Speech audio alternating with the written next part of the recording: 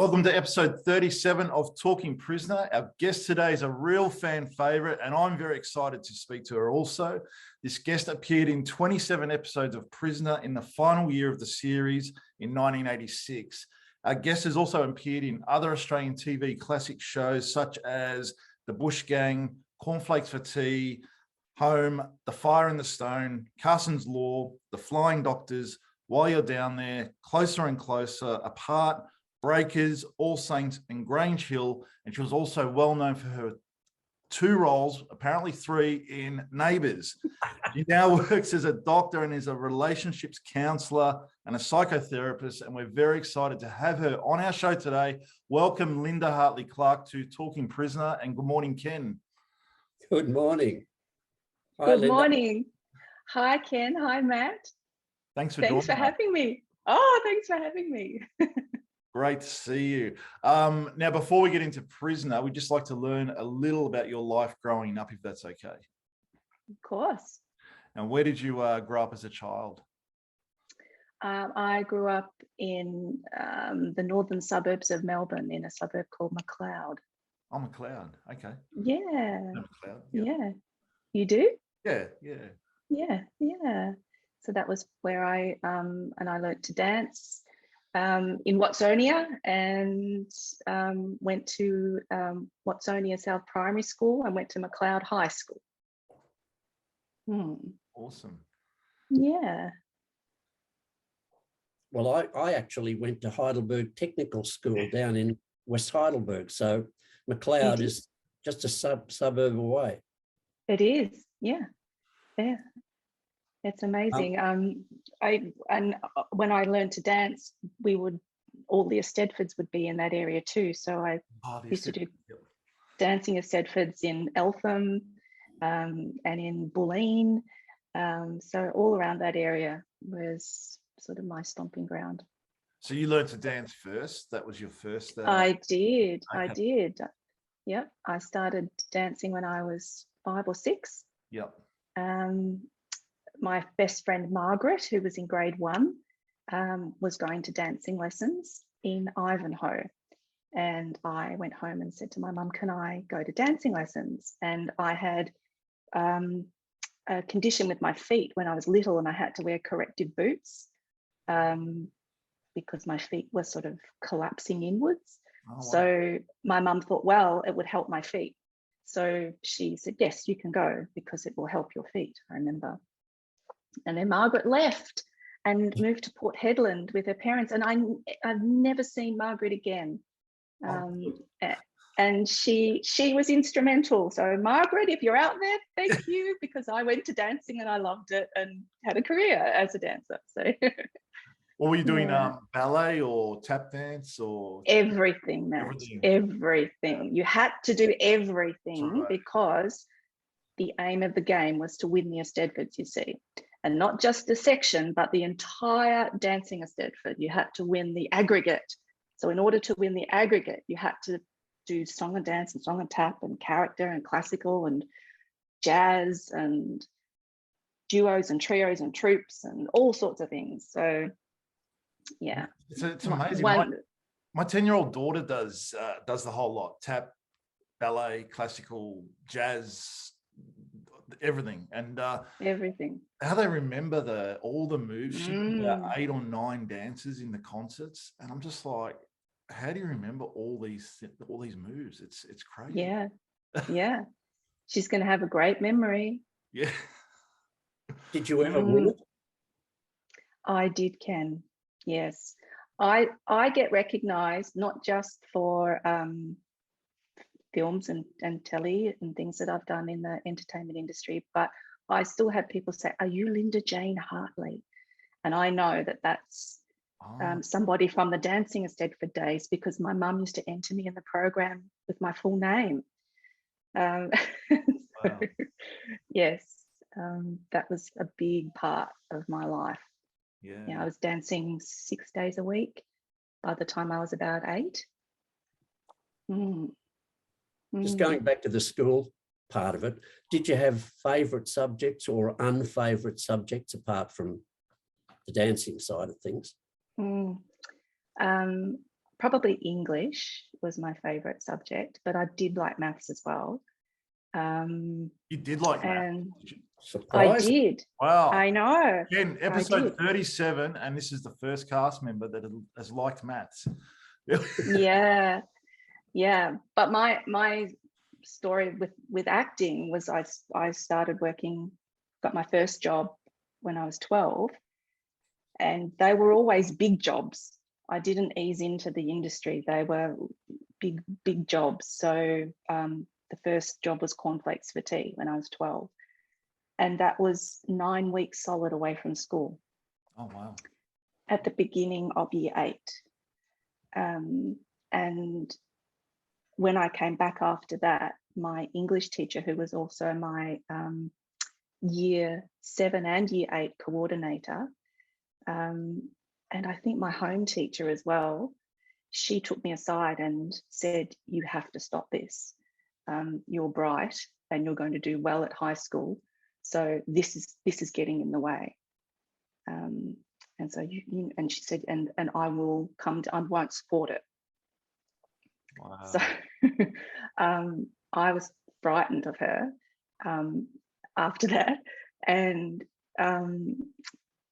towards the end of that year, my agent became ill and closed his agency. And I went, phew, I don't have to do any more acting because my English teacher will, not support me anymore. So that's really good. No more jobs. And then somebody from the crew of Cornflakes for Tea found me and called them, because this is, before internet or, anything like that. So found my home phone number, probably looked us up in the phone book, and called, because she was working on an ABC production, which was The Bush Gang. And one of the female actors in The Bush Gang had come down with glandular fever, and they had to reshoot all of her scenes. And of course, they didn't have a big budget, and they needed someone that could, that had some experience as an actor. So she thought of me. So I went in and redid the scenes that had already been shot, and then played did the rest of the show. So, but again, another big chunk away from school.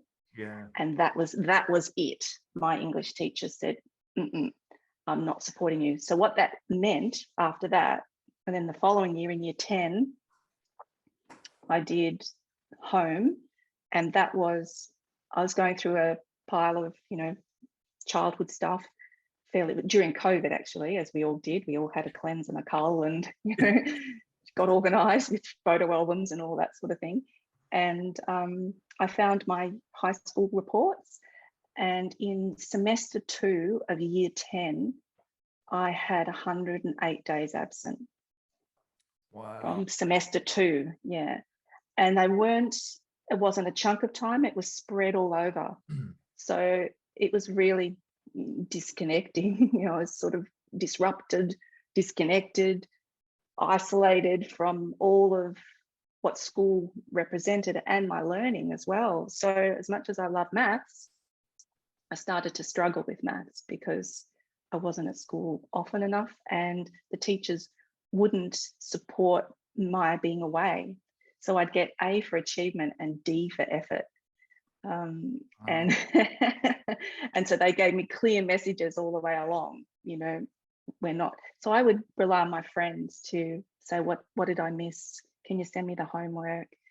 So school then became really stressful.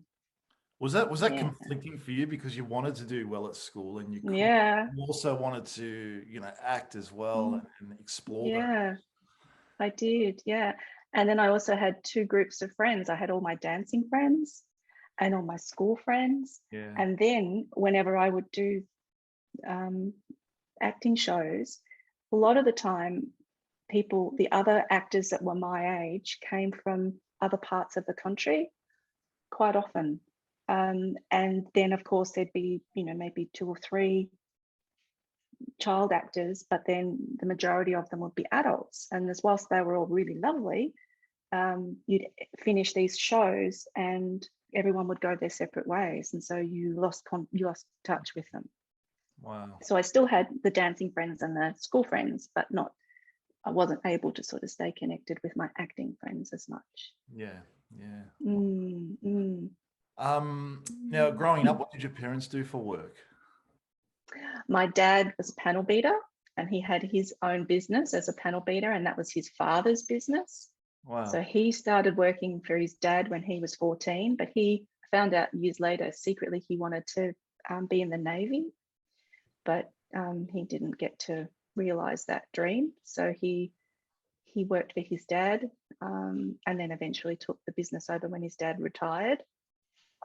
But I had a pretty absent dad. He worked 7 days a week. So he wasn't around very much. Yeah. And my mum was a stay-at-home mum.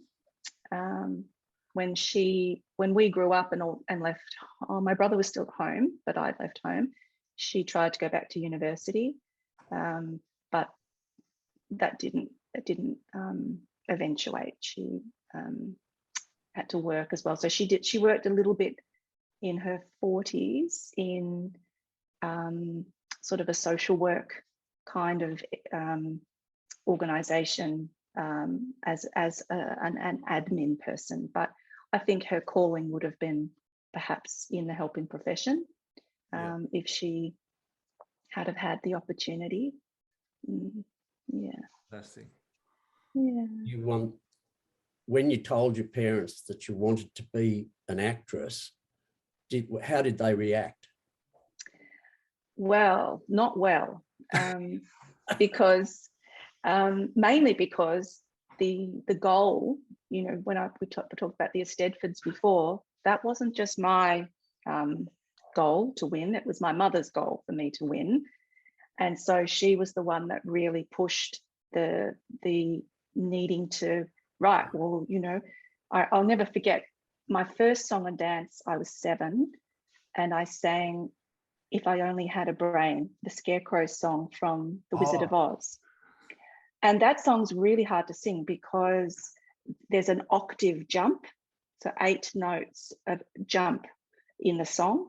And this was my first song and dance, and I'll never forget my dance teacher, my mum, standing there watching me do it. And my dance teacher said to my mum, "Carol, she's as flat as a tack. You're going to have to get her some singing lessons." And I was like, oh. So to sort of win the aggregate, I had to go and have singing lessons because you had to do, you know, the 7 different routines to get the points to win the aggregate. You know, it wasn't enough just to get an honorable mention, you know, in the song and dance section with, now maybe, you know, you could, you know, just listen a little bit to the notes and, you know, some sort of constructive feedback. Wow. Nope, off to singing lessons.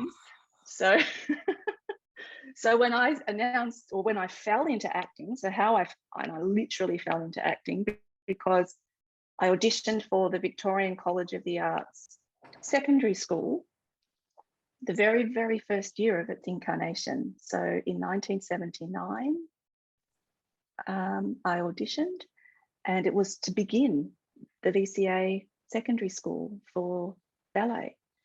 And I'm not sure if they had music at that stage, but it was certainly, ballet was the first, the reason why it was formed. And by that stage, I had been winning the aggregates. So, you know, there was a pretty sure thing that I would perhaps get into this school, and I didn't.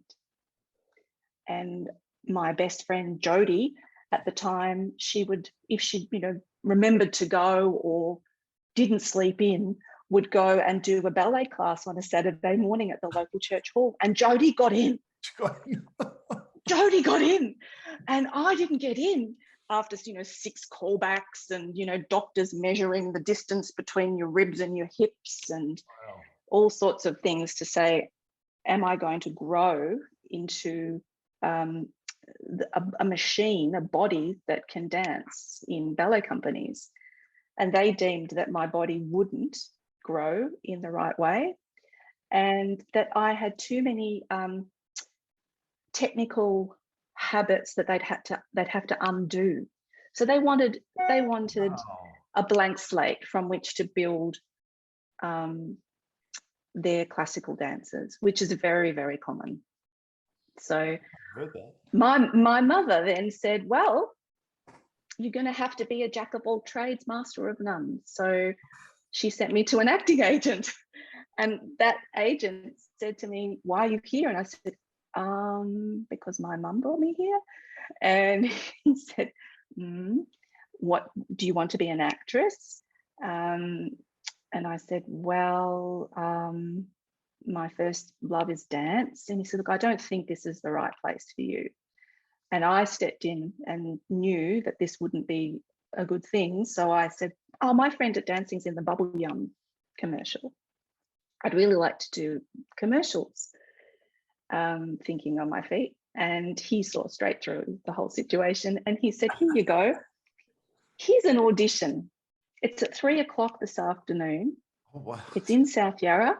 Yeah, it's in South Yarra. He gave us the directions. He said, go along and give it a go. See if you, and then come back and let me know.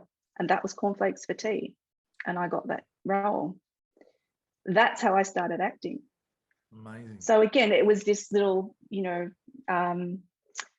8 weeks of no school and that story that I told before, but also it was back to dancing again, back to dancing. So by the time I was 15, turning 16, and I'd done Cornflakes for Tea, The Bush Gang, and Home, I then auditioned for The Fire in the Stone. And back then, so again, I auditioned across months and months and months of callbacks. And they told my agent that I had the role, but they wanted to find a Greek girl to play the part.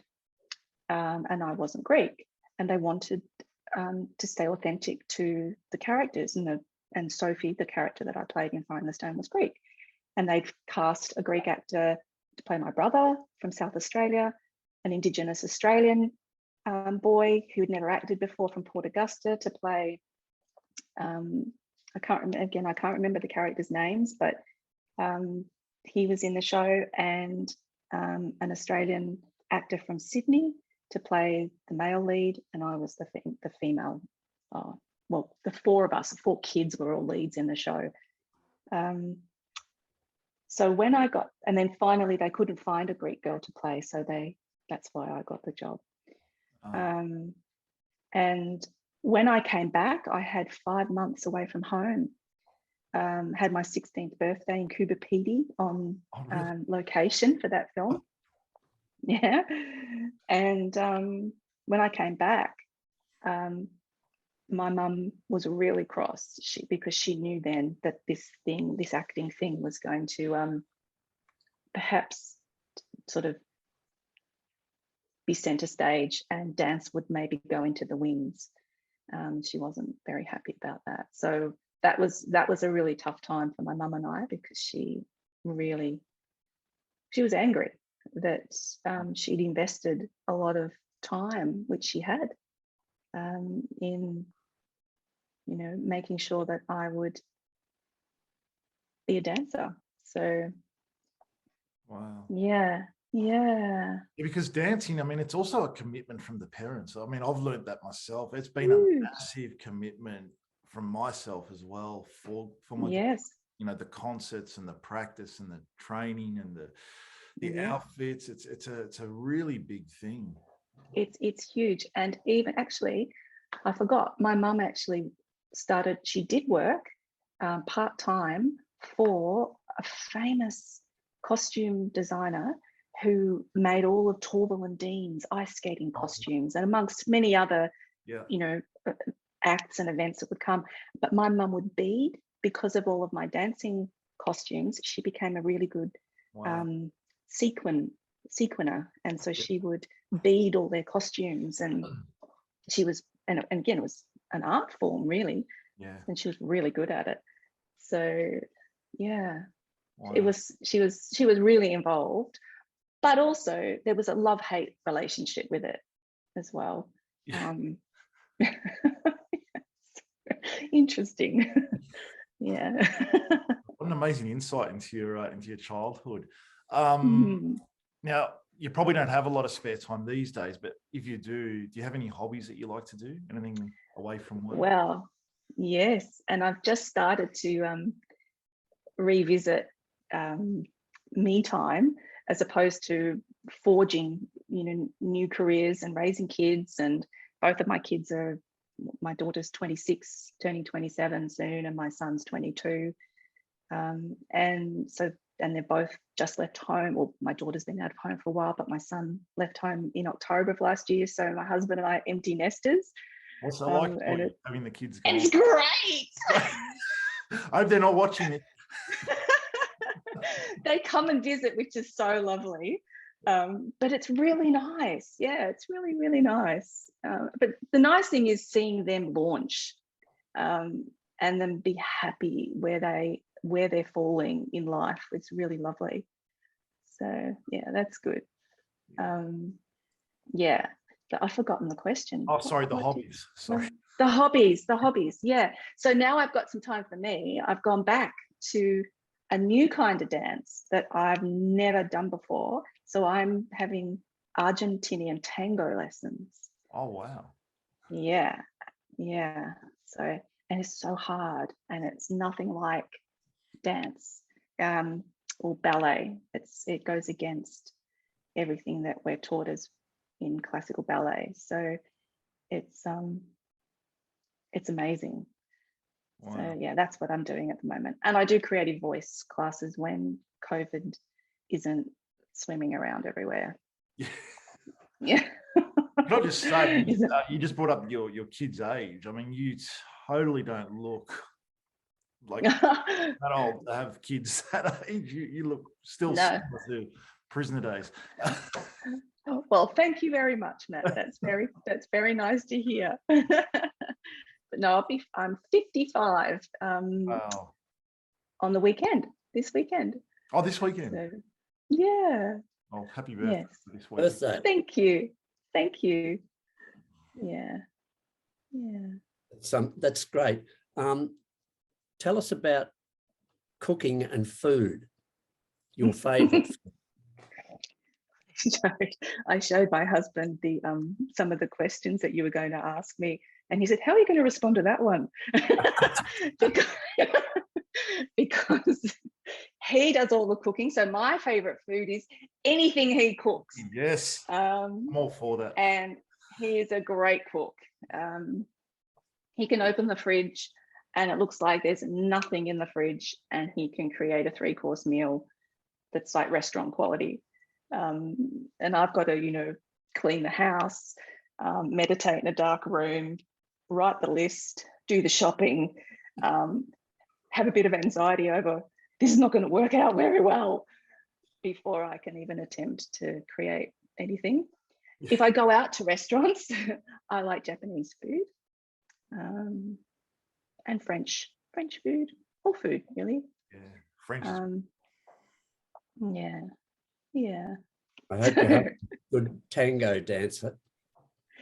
Well, he hasn't joined me yet, so we'll see how he goes there. That could be an interest that I have, and he sails, so I'm a bit frightened of the water. So he's got his thing and I've got my thing, and then we've got joint things that we do together. Yeah. Fantastic. Now, before the pandemic, when we could travel, what was your favorite holiday destination? Where do you like to go? New York. Oh. Yes, I love New York. Yeah. It's amazing. We've got friends there, and my son, who's a budding actor, he got into drama school in New York. Oh, wow. At the end of high school. So we've got a real connection to the place, but also just lots of terrific memories. Gone there for sort of birthday celebrations, girl trips. Went with a really dear girlfriend that was supposed to be a group of us going, and then life got in the way for everybody except for 2 of us. So we still went. Yeah, so just lots of memories, of really good memories. And actually a memory of Prisoner was, I was there in November of 2001, just after 9/11. Ah. And we saw the devastation. So some of the buildings were still smouldering at that stage. Oh, wow. And we were in a queue looking at the sort of memorial, makeshift memorial that was there for that time. And then, of course, they've built something there now. But we were just, reading some of the messages, and a policewoman in a sort of like a portable Bobby's van. It was looked like a portaloo, but it wasn't. It was a little office, but it was as small as a portaloo. It was tiny. And she opened the door and she said, "Where do I know you from?" And sort of, and she's all got her police gear on and everything. And I said, "Did you have family here?" And I said, No, I didn't know. She said, and shut her door again and disappeared. And then we were lucky enough to get last minute tickets to see the producers with Nathan Lane and Matthew Broderick. And apparently the story went that we had a friend who was playing in the orchestra in the pit, and he got us the tickets. And he said, "You've got to come, you have to come, because they're rarely on stage together." So we changed our plans and went to see the producers. And when we were in the theatre bar at the end, the same thing happened. The barman serves us a drink and he says, "Do you live nearby? What school did you go to?" So all those questions that are common now because I'm not in the industry. And so every now and again, whether something happens out there in the world and it's either I've got my hair off my face, or something about me, or something about maybe, an announcement of a Neighbours thing or something. And I get that every now and again, that little day where do I know you from? So this was happening in New York, and I'm thinking, Neighbours is not in New York, and this is 2001. So, but I thought maybe Neighbours is, maybe it's through the BBC that, and on a cable channel. It was Prisoner. So they were showing reruns of and they called it Cellblockh H in the States. Yeah. So we figured it out with this barman. I had the courage to say I used to, was an Australian actress and used to do. I watched Cellblockh H, she said. You're Roach. What would you be more recognised for, Prisoner or Neighbours, would you say? Probably Neighbours. Yeah. Mm. And what are your thoughts on the recent announcements with Neighbours being axed? Yeah. Oh, what an era. 37 years. Yeah. That's a long time. It's amazing. Yeah. And so when you said in your intro that I played two, and then before we got on to our show today, we had a little chat, and I played three characters because I was in it in 1984 at Channel 7 when it's in its first year. Oh, really? Yeah. So, and that was off the back of the Flying Doctor miniseries that I've done with Stephen Dennis. We were love interests. So the character Stephen plays Paul Robinson in Neighbours. Yeah. So Stephen and I had worked together in the Flying Doctor miniseries.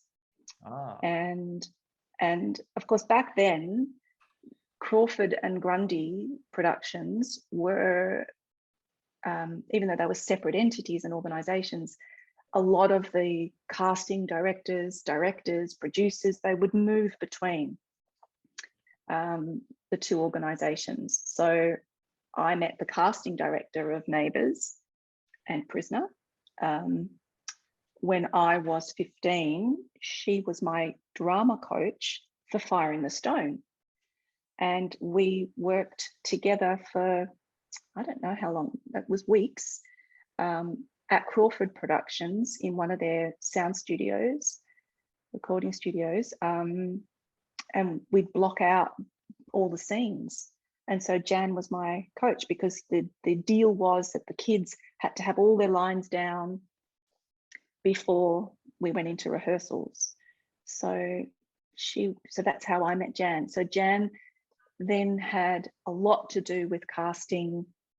Are you talking about Jan Russ or? Yes, Jan Russ. Oh, Yes. wow. Okay. Yes. Russ. Yeah. Yes. Yeah. Okay. So yeah. So Wow. she cast all the shows. Yeah. Yeah. So Jan was always wanting to get me into a long run of a show, and I was like, no, I want to dance. I want to dance. And so when I did the Flying Doctor miniseries and Stefan and I worked together, I don't know who, but somebody, whether it was producers or Jan, said, we want to pair them up in Neighbours. So in 1984, I became Paul Robinson's love interest. And I think the character's name was Gloria, Gloria Slater, maybe, something like that. But I didn't want to sign on for more. And Jan, she was a bit cross with me. And then with Prisoner, again, I didn't want to sign on for a long period of time. But I knew, she said, do 3 months. And I said, all right, I'll do 3 months. So, and I had such a ball on it. She said, see, you should have stayed for longer. You were one of those rare cast members that worked on Neighbours on Channel 7 and 10, which there wasn't many. Yeah, wow. Okay. There's not, no. And I wonder, 3 characters in Neighbours, would that be like a Guinness Book of Records thing or something? It would. Prisoner, no, but Neighbours, yes. Yeah. So then I finally succumbed with the Kerry character to do a long run. Yeah.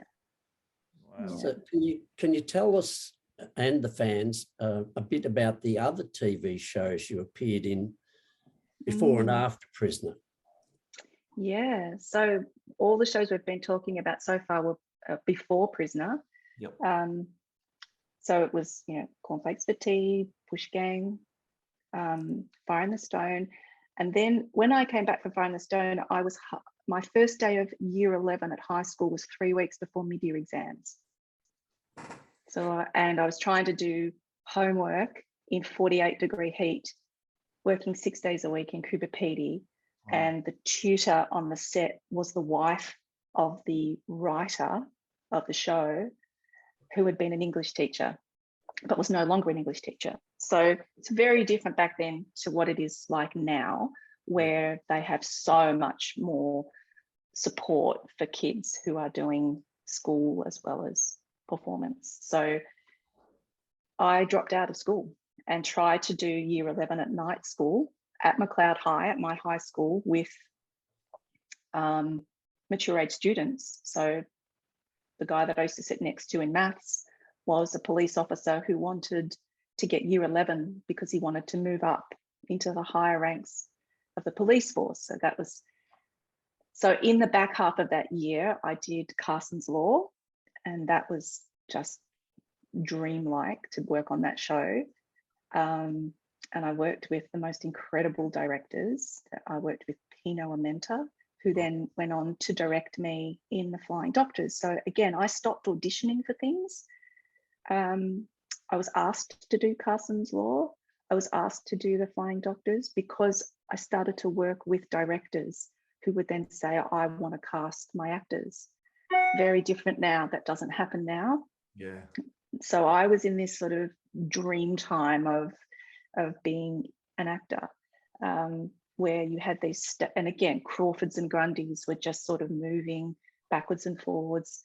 So Gary Conway directed The Fire in the Stone, and then went on to direct Neighbours, and I think he did Prisoner too. Yes. So I worked with Gary. Gary was my director on The Fire in the Stone. Then Carson's Law was Pino Amenta, Paul Maloney, Mark Joffa, and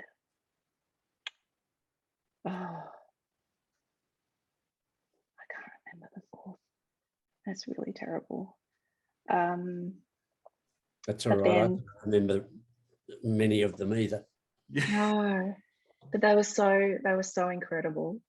Yeah. And then from Carson's Law, I got handpicked to do the Flying Doctor miniseries, which again was another 6-month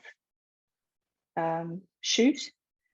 I had my 17th birthday on that show. My character had to give birth to a baby as I was turning 17 and hadn't even really had a boyfriend at that point in my life. So it was like everything was just so off time growing up for me. And then after Flying Doctors, I did 2 movie-length episodes of Cop Shop. One at the start of the year, and Howard Neal was my director for both. And again, Howard Neal went on to direct Prisoner, I think, and Neighbours, I'm not sure. I think Prisoner he did. But Howard was a terrific director. And the 2, one was at the beginning of the year, one was at the end of the year. So 2 different characters, but they were movie-length episodes. So it was really special to be in a movie-length episode of Cop Shop. Yeah, wow. So that was really cool. And I met Alan Fletcher there when he was a young actor. He was one of the main characters in Cop Shop, and Paula Duncan. And so then later on, I worked with Paula in Prisoner. So that was really cool. So this was all before Prisoner. And then what happened?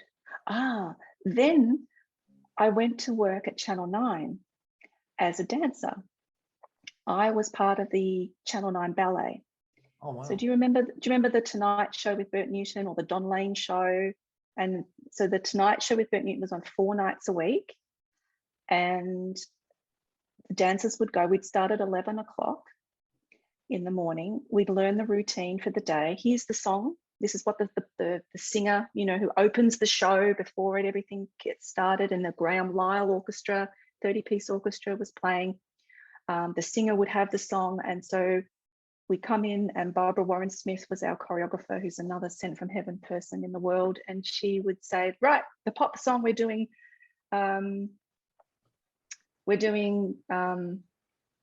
Footloose, the song from Footloose, and Marty Roan is singing it. And so we'd learn the routine from 11 till 2. We'd have a little break. Marty Roan would come in, and we'd put him in his blocking. And then we keep rehearsing with the singers. And then we'd go off and have a tea break. The wardrobe department would make our costumes from scratch, including the shoes, spraying our shoes. It's all on the same day. All on the same day. We would throw down some dinner. We would do our own hair and makeup. We'd have a final costume fitting. We would then have a camera rehearsal and block everything, because this is live to air television. And it was all choreographed in such a way that, we'd do our moves, and then we'd have to duck down because camera 2 would be having a mid shot with the singer, from another angle. And then we'd be crawling on our hands and knees off, and getting ready for the next, right, on your mark for the next dance bit, It was so much fun. And of course, that camera run was for the orchestra, for the singer to sing with the orchestra, maybe once or twice. I'd have 2 run-throughs, and then it would go live. Wow. And I couldn't drive a car. I was only 17, so I wasn't old enough to get my license. So they'd give me cab charge to and from McLeod to Richmond at GDV9. And I'd walk in the door after taking all my makeup off and, putting my trackie suit on and getting in the cab and going home, to walk in the door to put the VHS videotape in and press record and tape the ballets on. And I'd sit in the lounge room and watch the ballets. So then I became a singer. So I used to open the show. I was the baby of the ballet. And so I'd open the show. So I had 3 spots where I had 2 with the ballet and 1 solo spot. So I learned so much. I'd never sung with a band or let alone an orchestra, 30-piece orchestra. I'd only ever sung with a piano with my piano teacher, my singing teacher. And I remember the first song I sang, you get a cassette tape of the song. And I did the first rehearsal thinking, where's the tune? Where's the melody? Where's the melody? Where's the melody? Because it was an arrangement, you know, it was horns and, you know, percussion. And I'm thinking, oh, that's right. I'm a tune. I'm a tune. I'm the melody. Right. I'm the melody. That's right. I'm the melody. So it was a big learning curve. Wow. And I would never have done that in my 20s. I would have been too terrified. But because I was 17 and fear hadn't kicked in here, doesn't really kick in till you're about 26, that you really know what fear feels like and that you can, no, thank you, I'm not going anywhere near that. I would never have done that ever if I hadn't have been 17. Learn all that on the one day. That's amazing. And then we come back the next day. Wow. And the next day. So 4 days a week we would do that. Yeah, that's wow. And it was like this machine of people behind the scenes just making all that happen. Yeah. It was the most incredible thing. And then I went into the Ernie Sigley show the next year and became a member of the comedy team. And he was absolutely delighted. Bert and Ernie Sigley were just incredible human beings. And I was then part of the comedy team.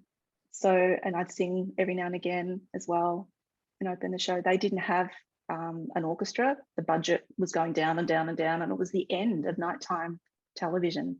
Yeah. But I got a little taste. I got to have a little tiny taste, which was fantastic.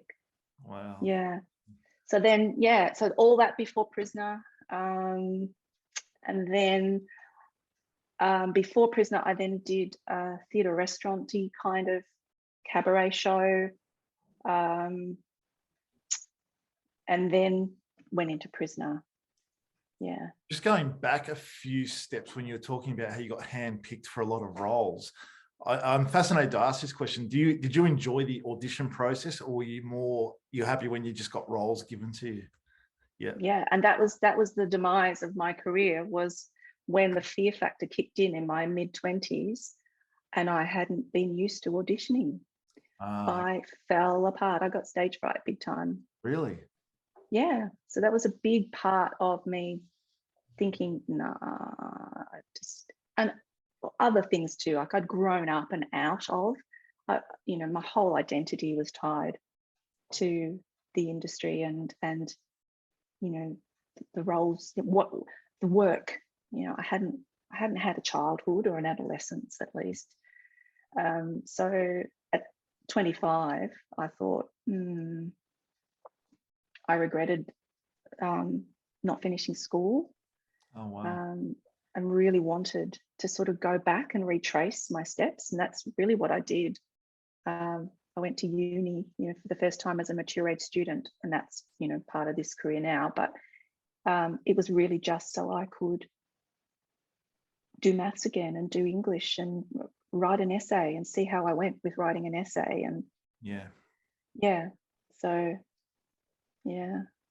Especially celebrating a lot of milestone birthdays as well on you know, the set of a TV show and movie. I mean, that would have been hard as well. 16 and 17.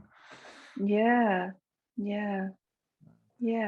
Now just moving on to your husband, John Clark. Now he was in a band with Craig McLaughlin, Check 1 2. Can you tell us a little about that? Yeah.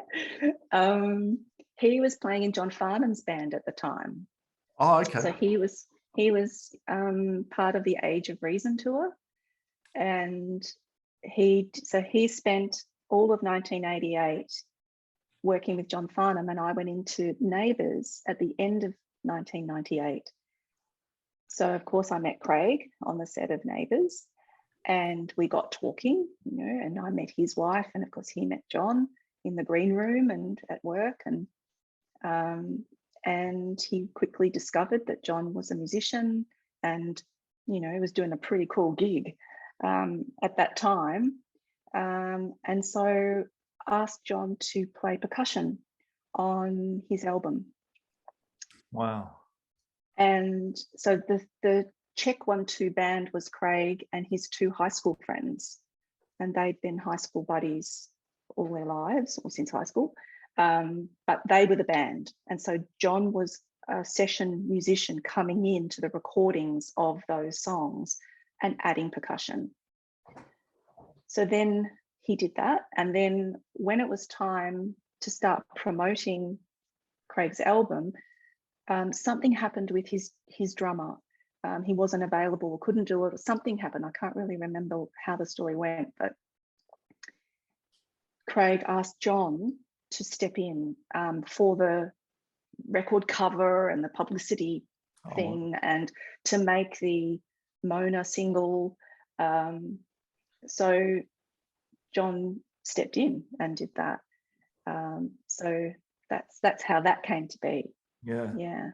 Oh, the Age of Reason tour. My dad actually took me to that when I was a child.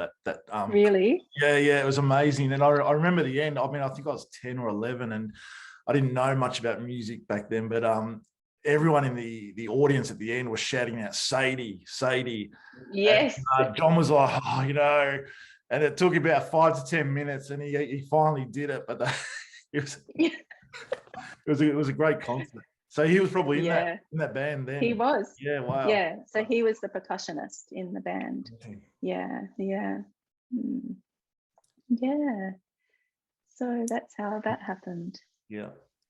Now you also work now as a counsellor and a psychotherapist. Tell us about that. It's very, very rewarding work. I predominantly, my focus is on working with relationships. So what that then means for me as a counsellor is that I'm predominantly working with couples, sometimes individuals. It just depends on where people are in their relationships. So are they trying to find love? Are they trying to keep love? Or are they trying to lose love? So that's what I do for a living nowadays, is help folk understand how they relate to themselves and how they relate with themselves when they're in a relationship with another. So, and not just any old other, your most significant other. So it ups the ante because you matter so much to each other. So so it's very rewarding. It must be tough for your husband, because you must be always right and helping fix marriages. Well, it's really helped us in our marriage, all of this work. Yeah. I mean, every now and then say, don't do your psychobabble on me. And I've had the kids throw that out to me. Mum, take the counselling voice away, please.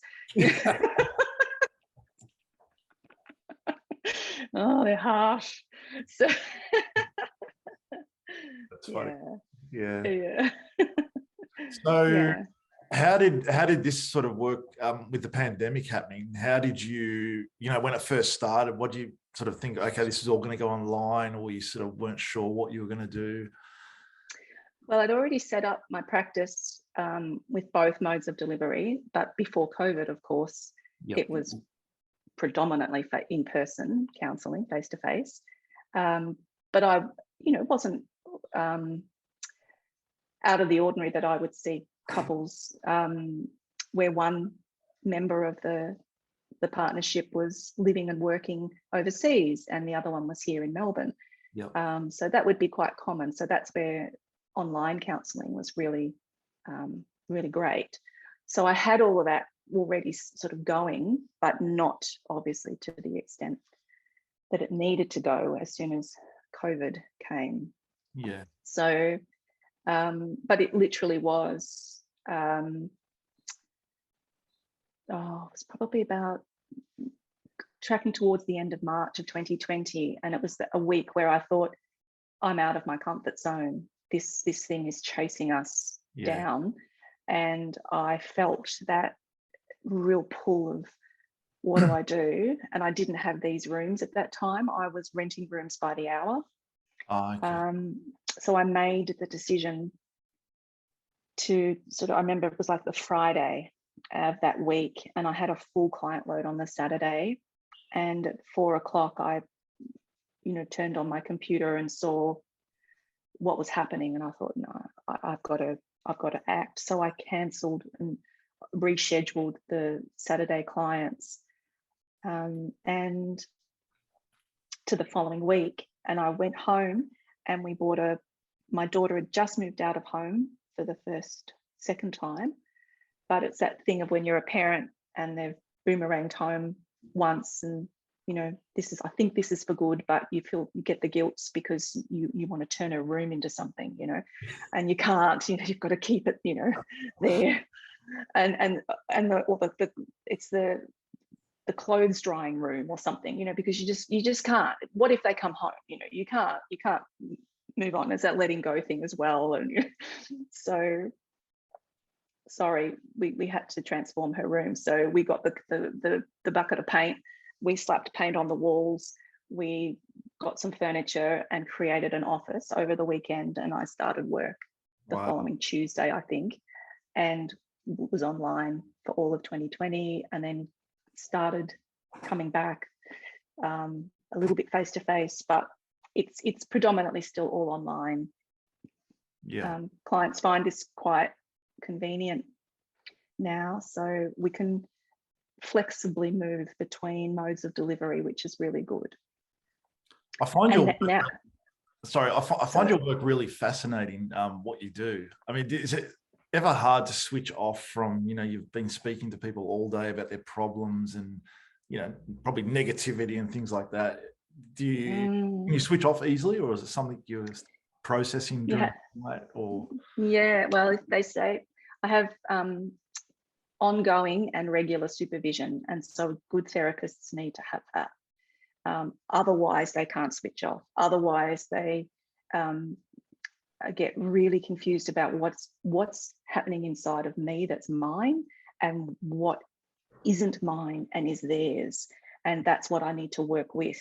And then being able to catch, oh, wow, that I'm hooked into whatever's getting played out in the room. Why am I getting hooked in? Because this is something that resonates in my background and my past. And so the whole supervision process, and you being a good enough therapist in the room, is to try and work out, moment by moment, is to stay in touch with your own body, what's happening in there, what's happening out there for the couple, maintaining balance, because you're not just working with one, so you've got to maintain balance. I find it actually harder to work with one person these days, because I always want to know what the other side of the story is. So it's really great, but it's very powerful work working with both. You get much more, the clients get much more benefit out of coming together. So so regular supervision, regular breaks, and then rule 101 is, if you start dreaming about your clients, you've got a problem. That's something to think there's too much happening. I'm full. Does that happen? Have you dreamed about clients? Lots of self-care. Wow.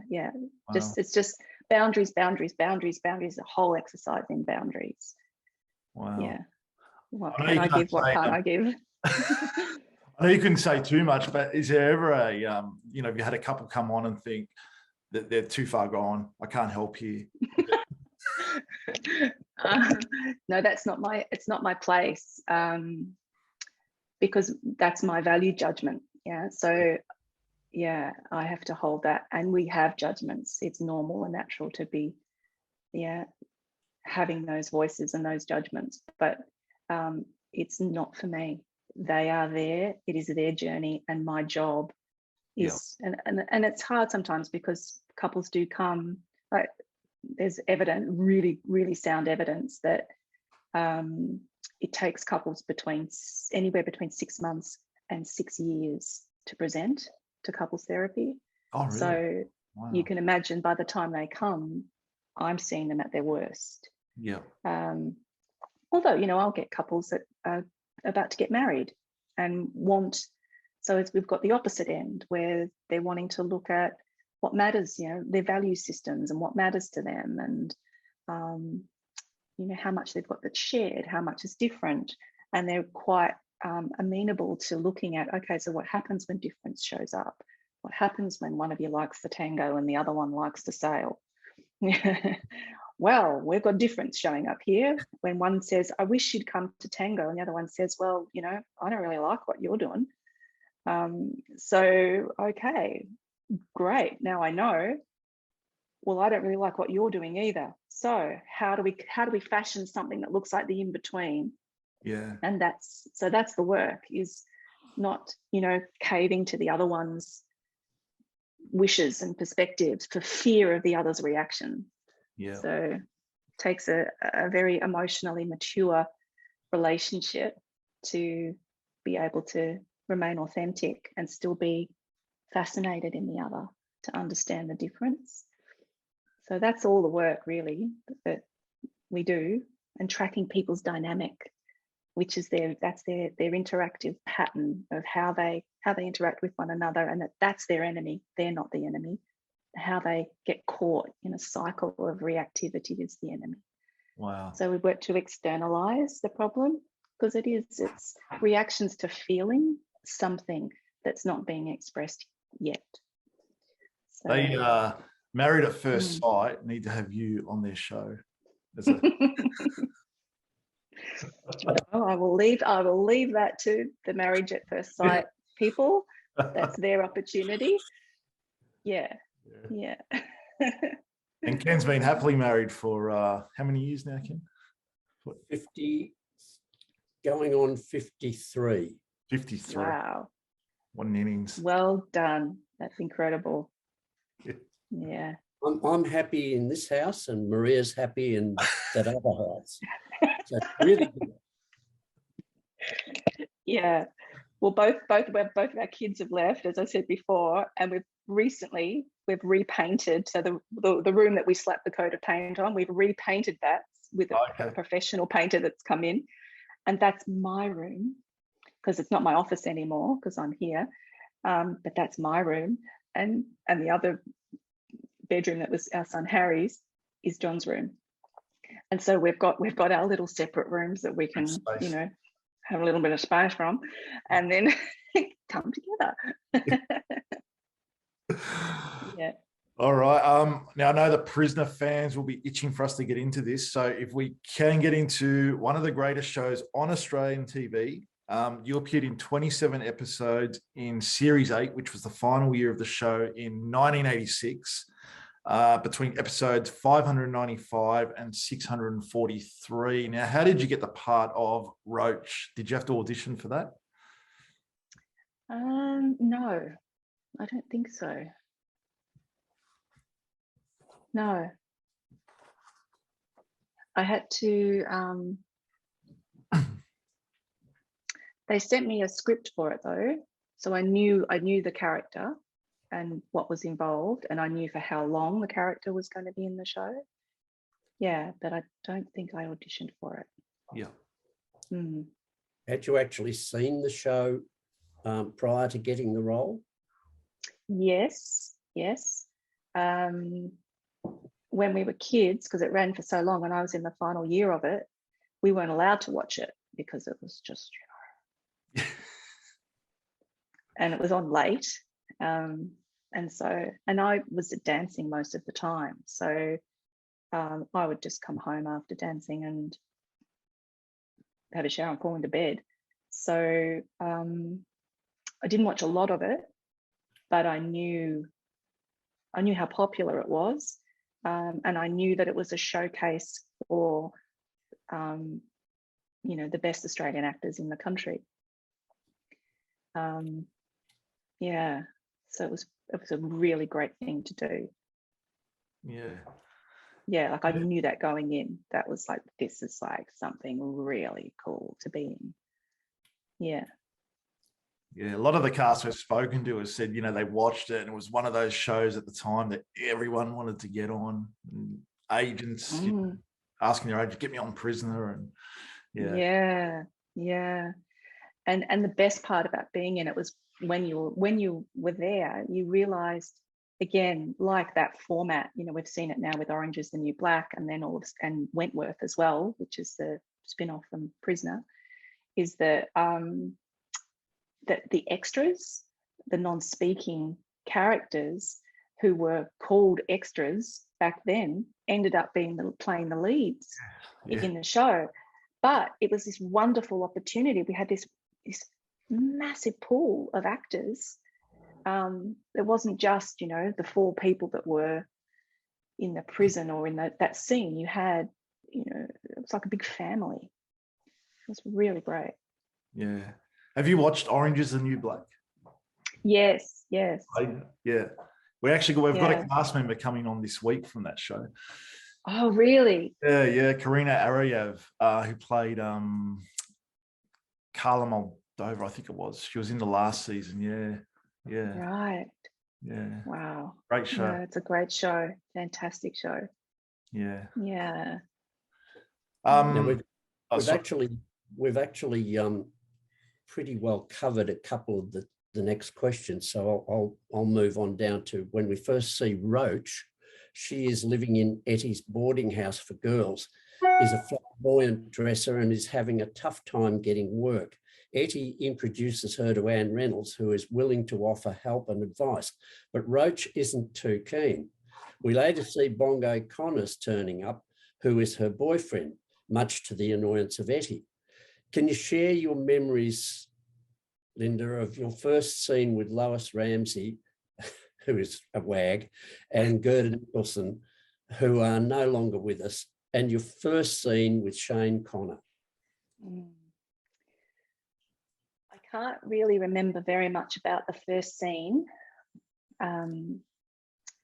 with Gerda and Lois, although I do remember the energy of the women and how funny they were. And Gerda was dry and witty and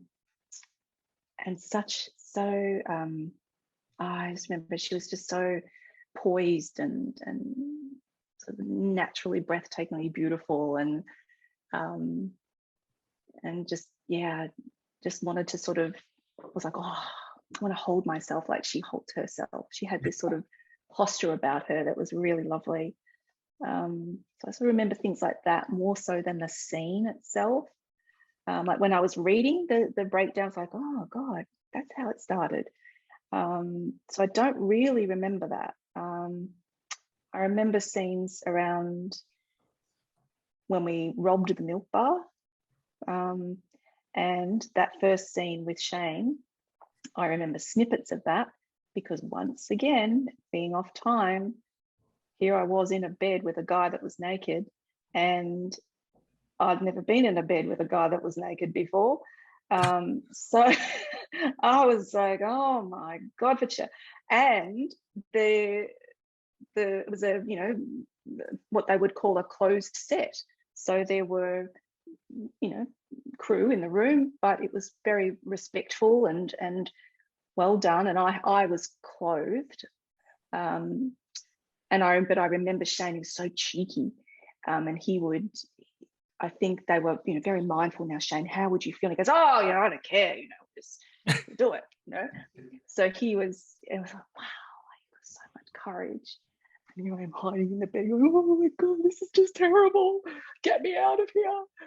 So that was my memory of that first scene. Yeah. Was the name Roach already given to you from the start, or was that sort of a nickname that came in? No, that was given to me from the start. And again, old naive Annie here, I had no idea that Roach meant something to do with when you smoke a joint, and that it was, you don't roach it. So that was why. So the character's name was Rachel Waters. Yeah. And so I didn't know that Roach it had that connotation to it. Well, that's why that was my nickname. Okay. So I knew that Bongo was, you know, yes, he was a bong head. And so that's why they called him Bongo. But when I discovered I was, you know, I was as into it all as he was, I was like, oh, rightio. that makes some sense now. So it really is about costume. So that character for me helped, just like Carson's Law, the costumes. So the hair and the makeup and the clothing and the blue lips and the black eyes, and like that helps get into these characters, because I was this little kid, pretty much. Great nicknames, Roach and Bongo. We still have to find out who come up with those names. Yeah, I don't know who. Yeah. Now, you worked with a lot of people on the show during your time. Was there I know it's hard to point out, but, was there a favorite that you sort of really look forward to doing scenes with, that you were sort of like, wow, this is amazing? Yeah. Oh, they were all amazing. Probably Glenda. She was so much fun to work with. Paula was fun to work with. Kate Wood was incredible to work with. Yeah. Elspeth Valentine was just so funny and an absolute joy to be around. And Peppy Trevor, we did a lot of things together, a lot of scenes together. She was so much fun to work with as well. Yeah. Yeah, Peppy's coming on in a few weeks. Is she? Yeah. So good. Yeah, she was a lot of fun. She was at the event on the weekend. She's great. Wow. And Kate Hood we had on recently too, Ken. Yeah. Kate Hood, that's right. Yeah. Now, we worked. Sorry, Ken. Roach became quite depressed and relied on drugs to cope with being in prison. Did you find that tricky, difficult?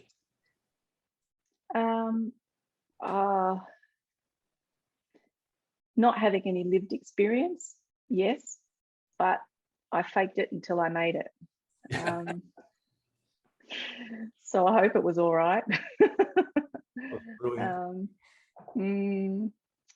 Yeah, it's all make-believe, unfortunately. I really want to say, I had some method, but I haven't. It was all pretend. So, yeah. Now you just mentioned Glenda, who you had a lot of scenes with. So what was it like doing the scenes with Glenda, who played Rita?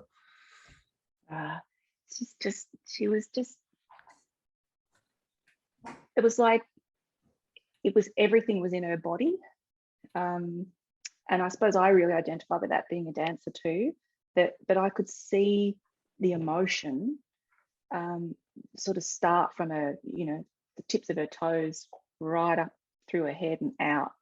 And she was a NIDA grad, so, and she'd been to acting school, and I just had the utmost respect for her. And we lived sick together, because I moved out of home when I was doing Prisoner, and turned out that I was living just up the road from her, and she was in a serviced apartment because she was from Sydney, and so they put her up in a serviced apartment. She was pretty miserable in this little apartment, so I said, come live with me, I've got a spare room. So we lived together whilst I was in the show and she was in the show, and then she moved, when she finished in the show, she moved back to Sydney. So we had a wonderful friendship on and off the screen.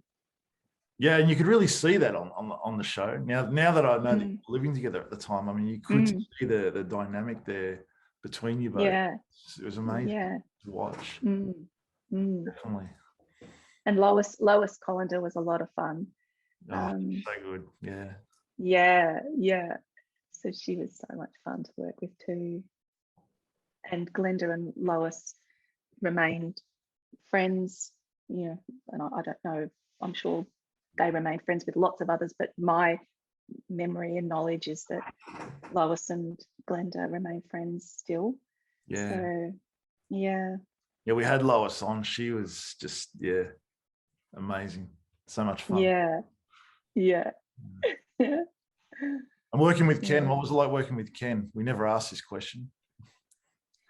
It was great fun, Ken, wasn't it? We were saying before, we were talking before about the sets wobbling, and you said, yeah, every now and again the camera might wobble too. Well, we used to wobble. We used to wobble with our lines as well, didn't we? Gosh, there was wobbling all over the place sometimes. What was your technique for learning lines? How did you remember your lines? Like that, because of all those dancing routines we talked about. Oh, yeah. See, your daughter's going to have a great memory. Good. So it literally just like I could just and in series television too, it was quite formulaic as to the different characters, and if you did enough of the shows, you sort of realized just visual cues on the script. You became very, very, it was almost, photographically embedded. So you could sort of photograph, I can look at the script and sort of see what I might be saying, and then go to it and go, yep, and then actually get it down verbatim. But we would rewrite scenes too. That wasn't uncommon. So that was the fun part. Roach wouldn't say this, but and they'd let us have input. Okay, yeah. We didn't improvise, but it was, there'd be little rewrites or that we could do in rehearsal. Yeah, that's one thing I've learned about Prisoner is there was no improvisation, and whereas other shows they do allow it. You can sort of go off a little bit, but this show I've never come across anyone said they could do that. No. But great directors too, hey Ken, on Prisoner. Great directors. So Kendall Flanagan and Tony Ossica and Steve Mann. Steve Mann. Did he direct? Yes. Yeah. And Gary Conway. Yes. Sean Nash. Sean, yeah. Yes. Yep. He directed the last episode. He's great. Wonderful. So we were talking before about the wobbles, Ken, that was about one of the highlights was learning for me was doing stunt classes with the stunt coordinator and learning to fight and push someone up against the wall and that sort of thing. And we'd go on a Sunday down to a community hall in Brighton and learn all the moves. And then when we come back into the studio and we'd have a fight scene, we push someone up against the wall, the director would call cut and the wall would wobble because it was the set. And so we push someone up and the wall would start shaking, and so they'd have to sandbags, and I'd have to sandbag the wall so it wouldn't wobble, and we pushed someone up against it. Got a few stagehands behind the wall to lean their weight on it as well. Yeah. That tended to happen. Yeah. Now, just moving on a bit, funny stories. I've pinched your question, Matt. That's okay. Pinch away. So do you have any funny stories? Yeah. Anything that happened apart from the wobbling walls? Apart from the wobbling walls. Funny stories. Or behind the scenes gossip? Oh, gossip. Gossip. Some of the makeup artists told us that there was a lot of that they picked up a lot of gossip from cast members from time to time. Yes, well, the makeup artists they were the containers of all the goss, weren't they? They were privy to lots. We want to get a couple of those and maybe a wardrobe person on somewhere. Oh, as well. Yes. Well, I'm still in touch with one of the wardrobe people. I think he did Prisoner. He definitely did Neighbours. And I worked with him while you're down there at the ABC, that's the comedy show. maybe, yeah, I'm not sure. Anyway, any goss? Not really. I know that there was goss early days of Prisoner. There was some pretty racy times in the early days. So I suppose when I got there, it was a bit PC. You know, it was they'd sorted them all out. You know, they'd removed the bar fridge. You know, it was you know, a bit tamer, I suppose. Yeah. Just it's just fun. Like, it was so much fun. And you know, again, I was 19, so the lens that I'm looking at it through is a very different lens to some of the older actors in the show that, again, would socialize or would, you know, I didn't really. So that was what's so great about living with Glenda. But Glenda was, I think she was about 27 and I was 19, you know, so again, big age gap. I had lots of mothers, so that was an interesting dynamic. Can I be friends? Don't be my mother. Already got one of those. So let's be friends. So that was another little challenge, I suppose, for a kid actor, you know, trying to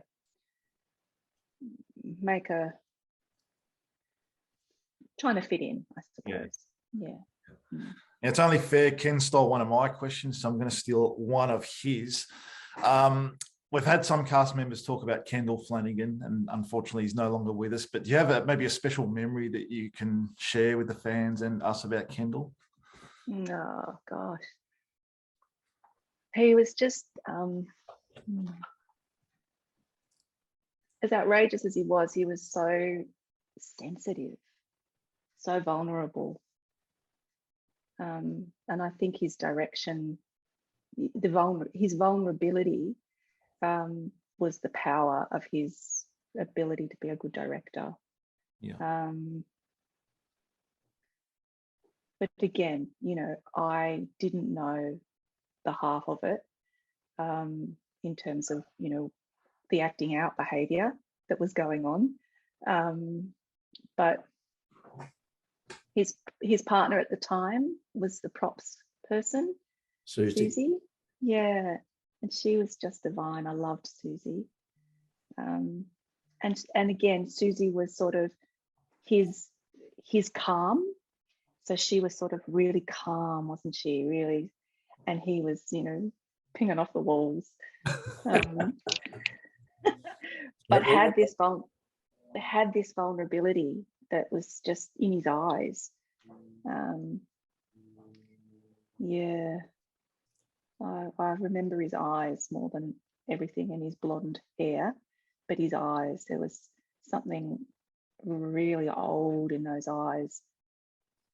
And he just got the best out of us in a performance. Yeah. He would take suggestions from the cast sometimes, and he'd work with them because, you know, from the crew as well. He would occasionally say, "Well, what am I going to do?" You know, and I can remember one time when I said to him, "Well, why don't you do this, and this?" And he said, "That's a great idea. Yeah, we'll do that." So he was open. He was. Yeah.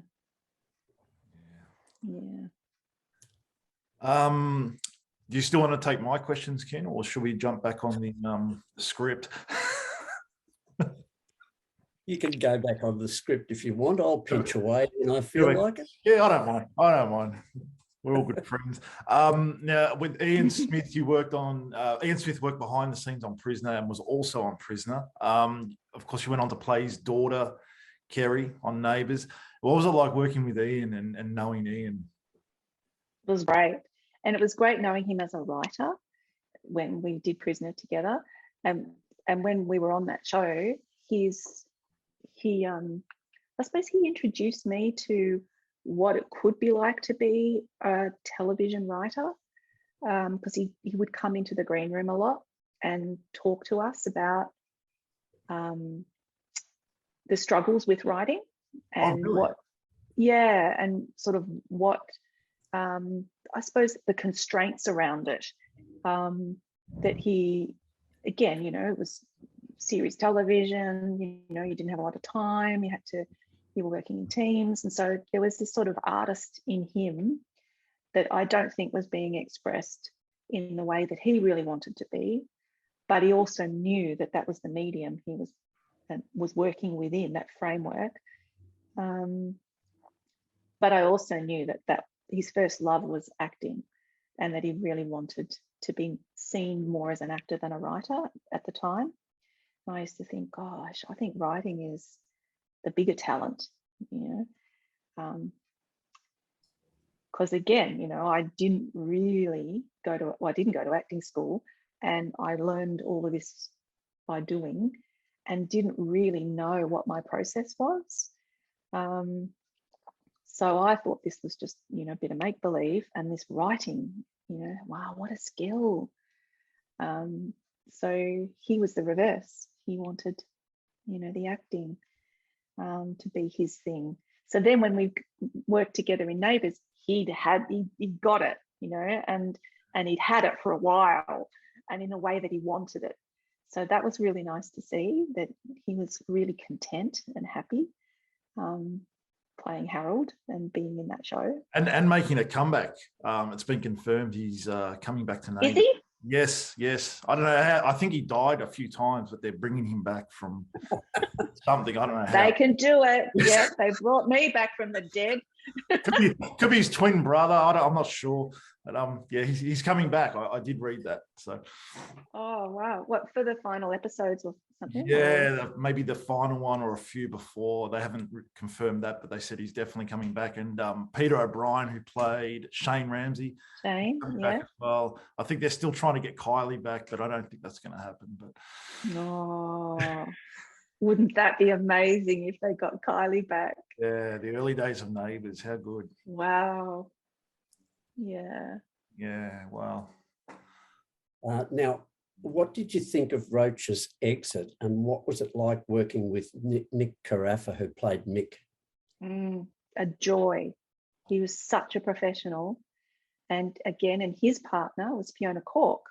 And she was in Neighbours. So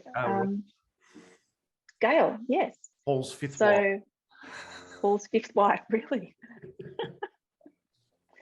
So at the time when I was working with Nick, Fiona would come because she was his partner. So she would come visit, hang out in the green room. Wow. So it was really, really lovely. But working with him was a lot of fun. And I suppose the first actor that I had to do sort of, romantic scenes with, that I felt really, really safe, professional. He taught me a lot. And of course, then the crazy storyline of us, sailing off into the sunset on the tug. That was hilarious. And I've got a fun fact. I don't know if you know this, but I did my stint, and when I said before, and Jan said, see, I said, I loved it. Can I stay? She said, no, I told you so. Well, when there was talk of bringing me back, that they wanted to bring me back, and so they find the tug. We're in Thailand, and we get caught because we were one of the rare prisoners that escaped and didn't get caught again. And so, well, I was. So they were going to catch me in Thailand, and we'd escaped onto our, honeymoon island, whatever it might have been, land in Thailand. But that was all because Peppy Trevor had moved to that part of the world with her family, and Mari Trevor, the producer, who was Peppy's mother, wanted to go visit Peppy. And so they said, well, let's shoot Roach's capture off Kathmandu, and bring, and then the show got the axe. the show got the axe, so it never happened. Jeez, that would have been an amazing storyline. Wow. Wouldn't that be cool? Yeah, I love that. Something different. Breaking news. Wow. I love that. Yeah. So you could have come back. Could have come back. Yeah. So Wow. and Nick could have come back too, or maybe we'd split up by then. Maybe we'd gone our separate ways. Who knows? But They would have said the men's prison. yes. Wow, that would have been good. Then you could have the men's prison and the it would have been so good. Come on, storyline ideas right here. Now we've covered just probably the next two questions, Ken. So I'll move on to are you surprised at how popular the show is still today? No. No. No, because I think it's a great formula. It's great. Like, I love the fact that they've brought it back, because it's, again, a showcase for women actors, female actors. So yeah, it's I mean, I've seen some of Wentworth, but not as much as I would have liked. And I saw the early season, like probably the first season I've seen, but I haven't seen the rest. I'm usually governed by my son's taste in TV, and then getting a smart telly and having apps nowadays rather than channels that, we've got all our apps that we watch on the smart TV. So and it does all the algorithms now as well. So whatever you're watching, like my partner, she watches everything on my profile. So I've got all these serial killer documentaries that keep being recommended to me.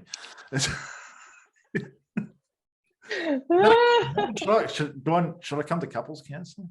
So there could be a subliminal message in there for you. Oh my gosh, what does that say? Get out, get out, get out. Run.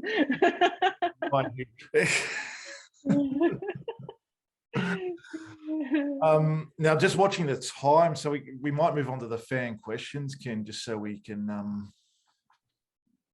be in line with the time. Now you tell me. Oh, Ken. No, that's fine. The first one is from our actual producer, Jan Robertson, who's up in the Scottish Highlands. Do you think Roach and Mick made it as a couple? And where do you think they'd be in 2022? Now, you've kind of answered that, or nearly made it up. But yeah, what do you think about them as a couple? I think Roach had a lot of growing up to do.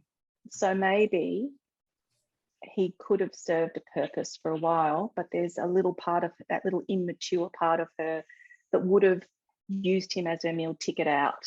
And I don't think she had the maturity to just know what a good bet, what a good thing she had.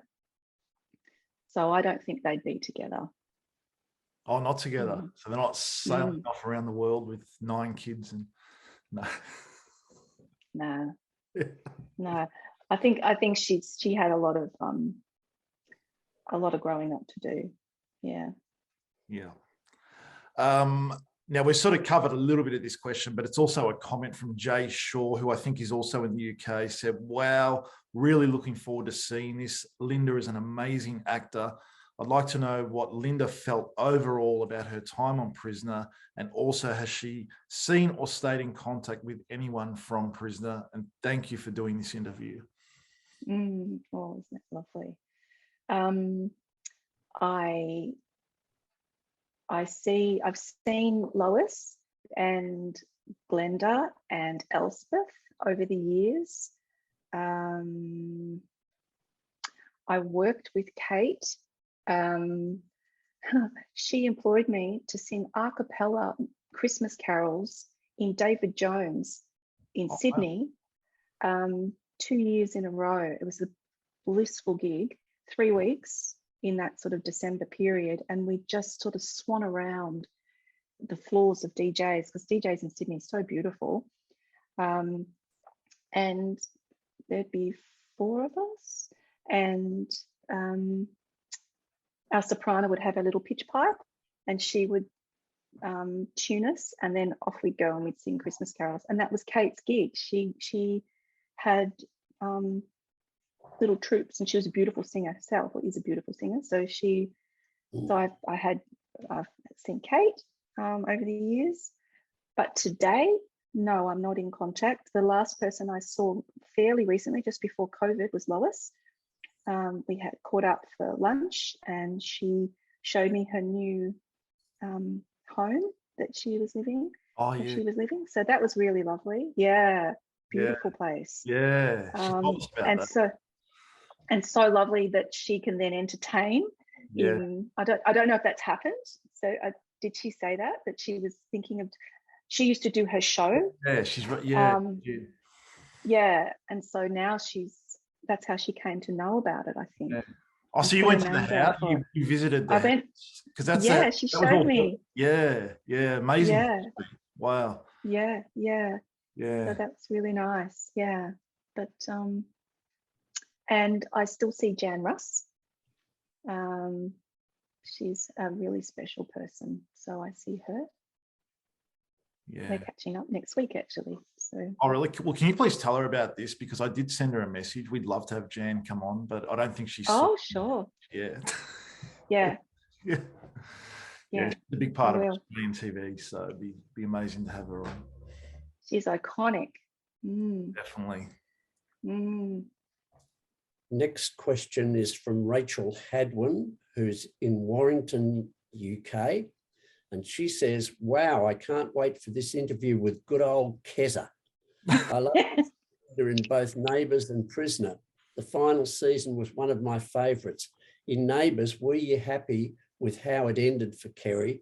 Did you watch Neighbours? Were you interested to see how the character of Skye developed in the later years? This goes on a little bit. And in Prisoner, what was it like to film the boat scenes? What was it like to work with the fabulous top dog Rita? Well, you've already told us that bit. The Warriors always seemed like a fun gang. Were your memories of your time on Prisoner enjoyable? A few questions there, Ken. Yeah. Well, I never got to hang out with the Warriors in my character. So in my time on Prisoner, so I don't know. Because I didn't have any scenes, I don't think. But it was great fun working with Glenda, as I said before, but also the boat scenes with Nick. The boat scenes were fun. It was like a new set, wasn't it, at the time, Ken, that came onto the show? It was like, oh, look, this is novel. We've got a new set. So that was a lot of fun to sort of block and to, hang out in when we were filming it.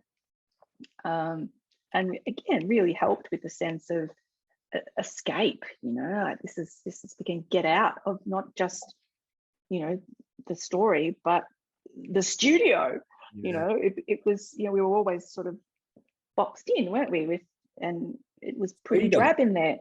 Yeah, we had freedom happening, so that was cool. And then in terms of the Neighbours questions. Can you prompt me again, Ken? Yeah, were you happy with how it ended for Kerry? Kerry. It was a bit brutal. I mean, no, not really. I thought it was pretty brutal that she was shot in her stomach and she had a baby growing in her tummy. That was terrible. But I suppose what those kinds of shocking ends do is create storyline for the actors that remain. So in that sense, it was a good one, because it did give other characters in the show an opportunity to really show their stuff. Yeah. As I pretended to be killed. Yeah. So. Going back to the boat scenes just for a minute, that boat is still there. I'm not sure if you know. There's still fans that go and visit the boat. Really? Yeah.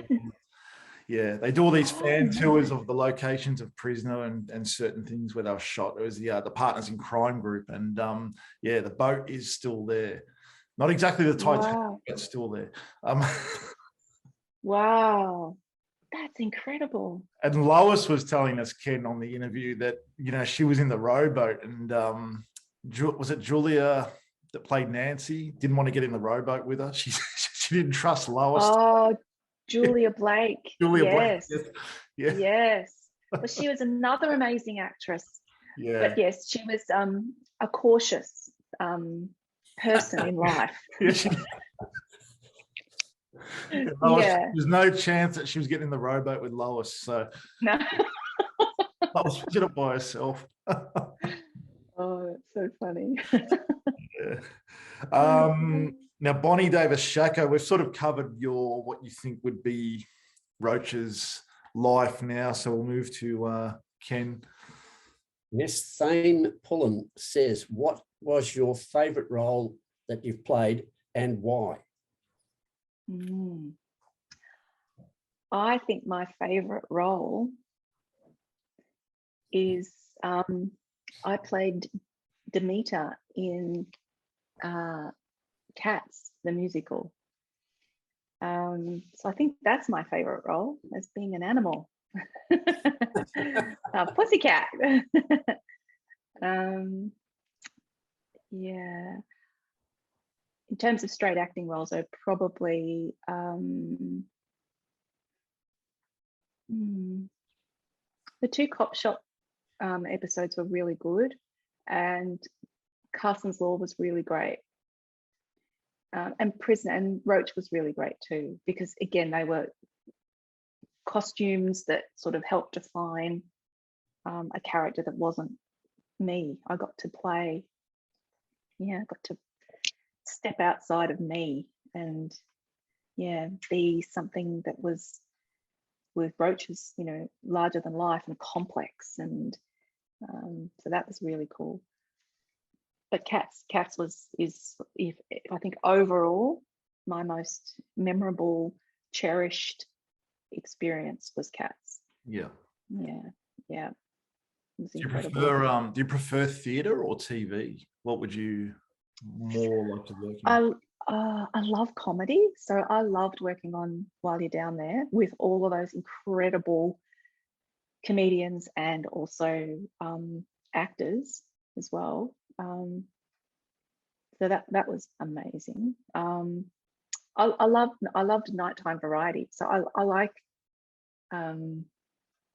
love sketch comedy, and so that it's just so much fun, so entertaining. And then with a live audience, because While You're Down There was the first comedy series that was live to an audience. So that was really, really cool as well. I suppose I'm not answering the question very well. That's okay. Not sure. No, I'm not sure. No problem. Yeah. Now, next one from Darren Hembro, which was a question, but then it turned into it. We have a very active Talking Prisoner Facebook page. There's a lot of comments flowing, and it just sort of turned into a bit of a discussion between myself and Darren. He said, fantastic. I remember feeling quite mixed at her demise in Neighbours. I'd love to know which story she found the most challenging in her career, and did she fall back on life experience or anyone she knew to help her with the scene storyline? This interview will be another great one with a great actress. And we went on further I won't go through the whole conversation, but he said 100% one of the better scenes of the show of you in Neighbours. I think it was about 2 years ago on YouTube. I think I got my animal rights mentally from Kerry Bishop. I'm nearly vegan and a huge animal lover. I think sometimes TV shows can really influence people. And there are a lot of people that do talk about your final storyline on Neighbours, that it was traumatic, and I remember it clearly.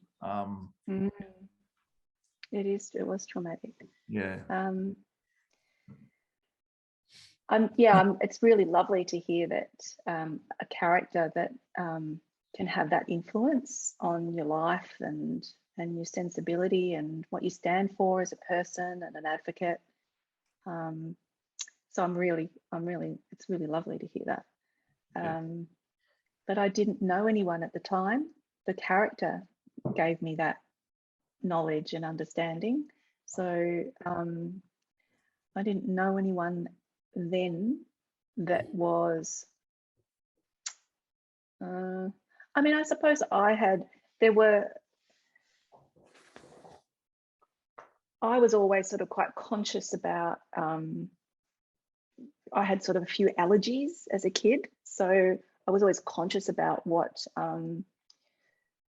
what food sort of didn't sort of fit well for me, sort of gave me indigestion, or, made me feel sick, or, like I was one of those kids that would go to the birthday party and come home and be sick and realize that it was because I was lactose intolerant, and food dye was really, yeah. So of course, back in the 70s, you were, what did you want? Oh, a lime spider or a raspberry spider, so birthday parties were all about, consuming, at least a couple of lime spiders. So it was like the food dye and the ice cream and the milk would, and I think, why doesn't everyone else feel sick after a birthday party? Everyone's having a great time and I'm feeling really sick. So I was conscious of, I suppose, what foods were good and not so good for me, but not in terms of sort of animal rights. And of course now it's just, yeah. I suppose she's a bit of a trailblazer because of how we're choosing to live our life today, which is just incredible. Yeah. Yeah. So again, I'm sorry, I don't have people to draw on that to help me. Okay. Make believe. This one's from Elena de Alquez.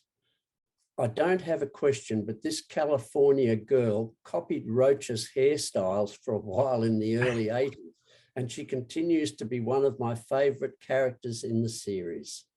Oh, isn't that lovely? So would she be an Australian living over there, or she's an American that's seen it? We don't know. Don't know. Wow. Looking at her name, I think that she might be a Native American. Yeah. I'm glad you had that question. I would have massacred that surname. I just about did, and we will wait for Elena to contact us and tell us how it's actually pronounced. Wow, that's amazing. Well, go girl is all I can say. Wendy Horwath said, I loved her character so much. You fellas are kicking goals every week, Matt and Ken. Thank you, Wendy. Ken? Yeah, that was actually written by Matt and Ken. Yeah. Oh, we've got to take Matt and Ken off. Sorry. Oops. Gary Gaza Gubb says, wow, Ken and Matt, this is also written by us, a really striking goal with these interviews. I loved the Roach Waters character in Prisoner. I'd like to ask what it was like working alongside the great Ian Smith. It was lovely. Yeah. Really lovely. And until we then that other kind of incarnation of the Kerry character, what was it? Her name Gabby. And poor Ian, oh my, they did not tell me when I signed on to do that character of Gabrielle Walker that they only gave me the first, I can't remember how many episodes, but they only gave me half of them. And I thought, oh, I wonder where the rest are. Oh, well, I've got enough to sort of, read ahead and know what I'm doing. I turn up day one and I'm in the canteen. I was like, wow, this is a blast from the past. I'm in the canteen. And Ian comes towards me, and we haven't seen each other since Neighbours, since I left. Probably did see each other at other events and things, but not to work with, and hadn't seen him for a long time. And he didn't even say hello. He launched into, we have to go and have a meeting about this. This is just terrible. This is just not acceptable. This is wrong on every level. And I was like, what's happening? What's happening? And I didn't know. He said, don't you know? He said, we have to kiss each other. In this storyline, this is so wrong on every level. He was beside himself, and I had no idea. So we, got the other scripts, went, oh gosh, okay. But he was really, really uncomfortable. Wow. But we got through it. And I remember Tony Ossiker was directing us, and it was at the end of an episode. And so and the end of the episode was the kiss, and Tony saying, hold, just a bit longer. And I could feel like Ian was starting to shake, and I thought, oh, this is awful. It's awful. So you didn't know that at the time when you took the part? Would you have taken the part if you knew that? Look, I think that it would have been nice for us to have had a meeting. Yeah. Ian and I with the producers and the script department, just to sort of understand the importance and how it could be approached in a different way, perhaps, that still got a result of an intimate connection. Yeah. But had the best interests of the actors in mind. And I think that was, that was a little regretful. And but we got through it, and it was fine. But that's, apart from that, I imagine if Ian was there, and so my time as Kerry on the show, not as Gabby, as Kerry, delightful. Yeah, delightful. Yeah. Absolutely. Yeah. Next one is just a comment, and this is a comment that was shared by many fans on the Facebook page from Jason Burridge. Will primarily always be Kerry Bishop / Mangle to me. Such a memorable / impactful role. It's nice. Yeah. And it's funny because it was only on the show for, I think, 20 months or something. It wasn't a long time, but it was at that time when everybody was watching it, and I think there were 40 million people a day tuning in. Yeah. Each day. Yeah. And when we lived in England in the early 90s, I was still on the air because there was a longer lag between England and Australia. And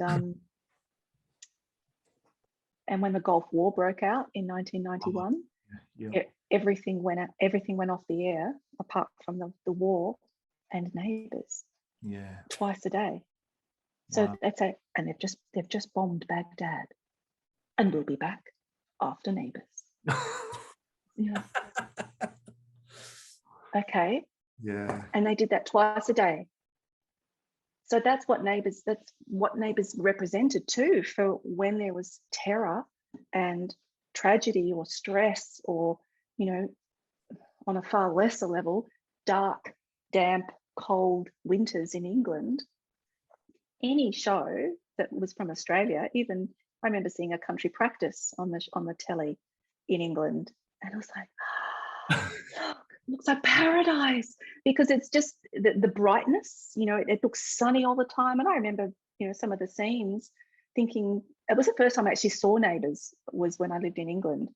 I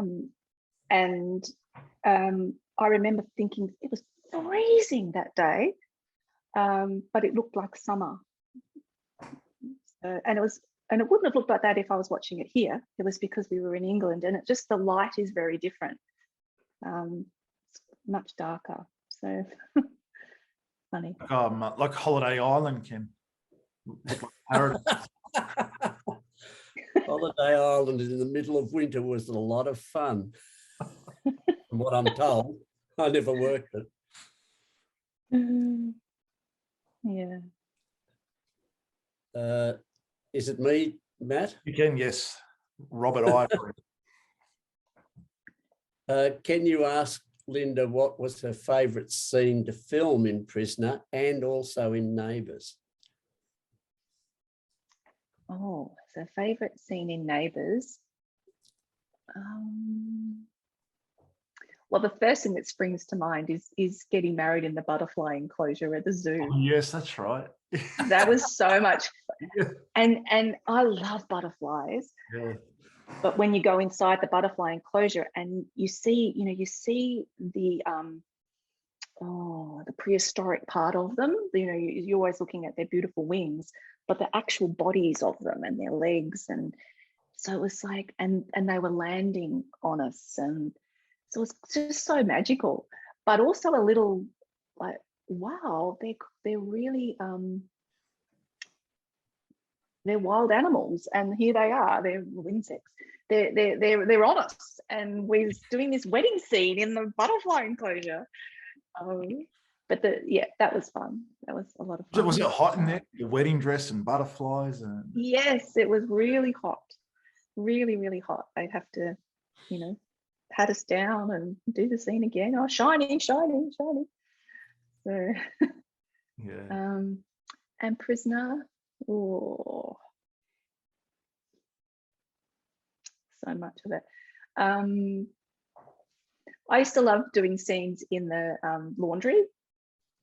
They were always fun. I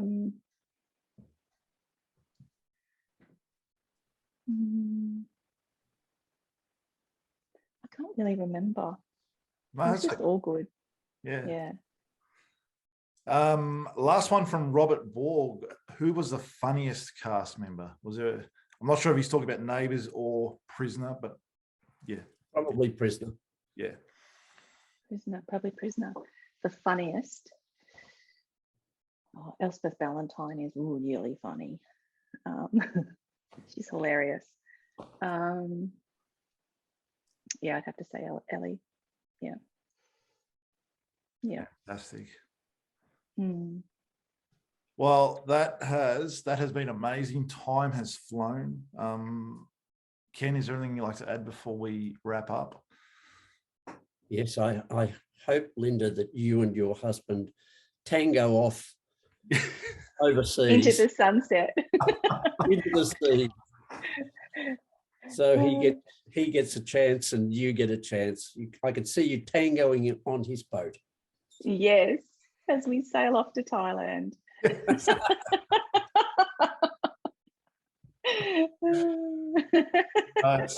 been an amazing honor to learn about your life, your career, all the insight you gave us into Prisoner and Neighbours and the other TV shows you've been on. We really appreciate you coming on and chatting with us. You're so welcome. Yeah. Thank you so much. Yeah, you're welcome. Take good care. We will. You too. That was episode 37 of Talking Prisoner. Thank you for watching. If you could please subscribe and like our YouTube channel, Talking Prisoner. And please also like our Facebook, Instagram, and Twitter pages and all the social media. And this episode will be available across all the podcast platforms, including Spotify, iHeartRadio, Google, Apple, and the rest of them. And also on the talkingprisoner.com website. Thank you so much, Linda. It's been an absolute pleasure. You're welcome. Bye.